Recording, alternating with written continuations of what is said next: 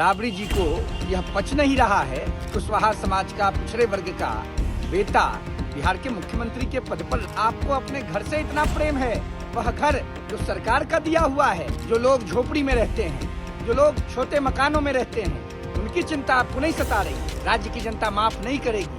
राज्य की जनता ने तो ऐसे ही आरजेडी को गोविंद कौन कर दिया है। नमस्कार, आप लाइव सिटीज देख रहे हैं। मैं हूं आपके साथ काव्या। बिहार की पूर्व मुख्यमंत्री राबड़ी देवी 10 सर्कुलर रोड आवास खाली नहीं करेंगी, ऐसा उन्होंने खुद बोला है, जिसके बाद अब राजनीतिक बयानबाजी तेज हो गई है। आपको मालूम है कि कल भवन निर्माण विभाग की ओर से नोटिस जारी किया गया और कहा गया कि 10 सर्कुलर रोड जो है वो नंदकिशोर राम, जो कि बिहार सरकार में मंत्री हैं, उन्हें आवंटित किया गया है और राबड़ी देवी को 10 सर्कुलर रोड खाली करना होगा। उन्हें 39 हार्डिंग रोड आवास दिया गया है। लेकिन अब इस पूरे मामले में राबड़ी देवी का बयान आया। उन्होंने कहा कि फोर्स भेजकर बंगला खाली करवा, हम बंगला नहीं खाली करेंगे, जिसके बाद बिहार में राजनीति शुरू है, बयानबाजियां हो रही हैं। और इस बीच अब युवा चेतना के राष्ट्रीय संयोजक रोहित सिंह का भी बयान आ गया है।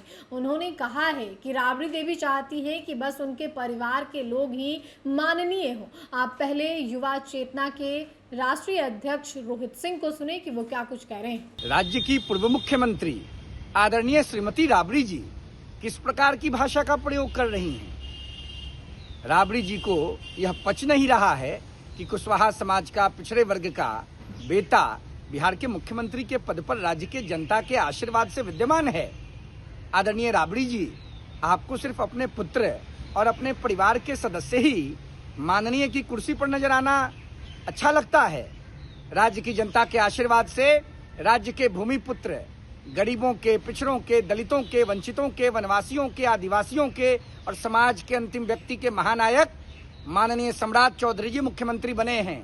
सम्राट जी के नेतृत्व में गांव, गरीब, किसान, मजदूर, नौजवान की चिंता हो रही है। राज्य की जनता अपने नेता, अपने मुख्यमंत्री आदरणीय सम्राट जी के नेतृत्व में बिहार के उस विकास को देख रहा है, जो विकास लालू जी और आपके शासनकाल में बहुत पीछे लापता हो गया था। आपको अपने घर से इतना प्रेम है, वह घर जो सरकार का दिया हुआ है। राज्य की सरकार, देश की सरकार नियम से चलती है, पूज्य बाबा साहब अंबेडकर जी के संविधान से चलती है। आप नहीं तय करेंगी। राज्य की जनता देख रही है कि कुर्सी के लिए, शासन में आने के लिए और सरकारी घर के लिए कितना लिप्सा राष्ट्रीय जनता दल के नेतृत्व के मन में है।